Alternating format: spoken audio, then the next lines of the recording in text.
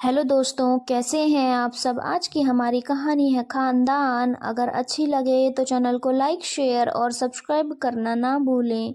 बहू, तुमने नेहा से क्या कह दिया। वो रोए जा रही है और अपने घर जाने की बोल रही है। कह रही है अब तो ये घर पर मेरा हक है ही नहीं। आंचल की सास गुस्से से आंचल को चिल्लाई। आंचल अभी कुछ दिन पहले ही बहू बनकर आई है।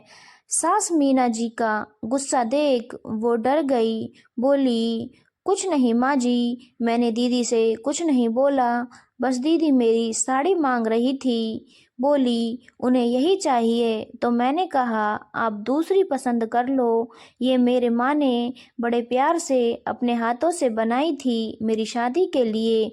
उन्होंने कितने दिन मेहनत करके अपने हाथों से कढ़ाई की थी। इसमें उनका प्यार और अपनापन है, उससे जुड़ी कई यादें हैं, तो मैंने मना कर दिया। सास मीना जी बोली, बहू तुम्हें किसी ने नहीं सिखाया कि बहू की हर चीज पर ससुराल वालों का हक होता है। और हमारे खानदान में ऐसा नहीं होता कि जो पूज्य है उनका दिल दुखाओ। ननद का ओहदा भी सास बराबर होता है और वो तो शादीशुदा है। लाओ वो साड़ी दे दो और ननद को खुशी खुशी विदा करो। मीना जी साड़ी की ओर बढ़ते हुए बोली, बहू तुम कोई नया काम नहीं कर रही हो। हमने तो अपना पूरा का पूरा दहेज अपनी ननद की शादी में दे दिया था।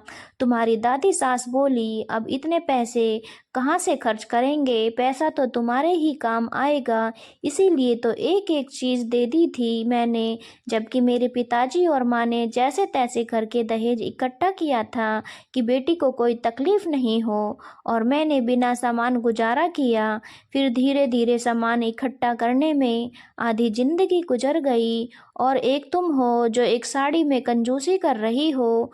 देखो आंचल बहू, ये साड़ी अभी के अभी अपनी ननद रानी को दे दो तुम, और बनवा लेना अपनी मम्मी से।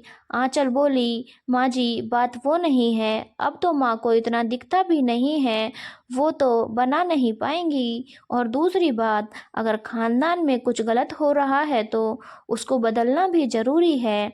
आप बताइए जरा, जब आपका सामान दिया था आपको दुख नहीं हुआ था कि आपके माता पिता ने कितने अरमान से सब दिया आपको। अगर कोई मजबूरी है जो तो त्याग समझ आता है। आज आप पर सब है, फिर भी क्या आपको अपने दिए सामान की कमी नहीं अखरती। क्योंकि सामान तो हम और ले लेते हैं, लेकिन वो भावना कहाँ जुड़ पाती है। मीना जी को बहू आंचल की बात सुनकर एहसास हुआ कि बहू सही कह रही है।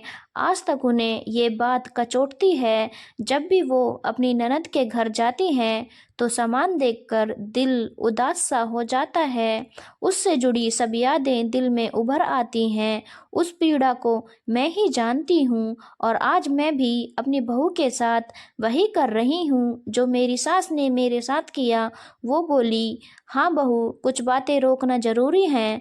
खानदान के नाम पर गलत करते रहना गलत है। मैं नेहा को समझाती हूँ। आंचल बोली, मैं दीदी को नाराज करना नहीं चाहती। अगर उन्हें ये साड़ी पहनकर अपना शौक पूरा करना है तो जब उनकी मर्जी हो तब वह पहन सकती हैं। और फिर सासू माँ मीना जी अपनी बेटी नेहा को समझाने चली गई। आज खानदान की एक गलत परंपरा खत्म हो गई थी। धन्यवाद दोस्तों। अगर आपको कहानी अच्छी लगी हो तो चैनल को लाइक शेयर और सब्सक्राइब करना ना भूलें।